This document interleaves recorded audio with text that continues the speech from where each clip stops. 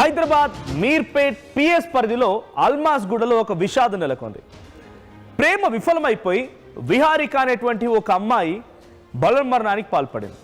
BTech third year చదువుతున్నటువంటి ఆ అమ్మాయికి అదే స్థానికంగా ఉన్నటువంటి కిషోర్ అనేటువంటి ఒక అబ్బాయితో కొన్నేళ్లుగా ప్రేమ వ్యవహారం కొనసాగుతుందట.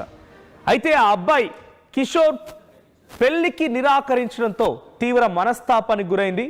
దీంతో ఈ నెల 17న ఇంటి నుంచి వెళ్ళిపోయింది విహారిక. తర్వాత మిస్సింగ్ కేసు నమోదు చేశారు తల్లిదండ్రులు.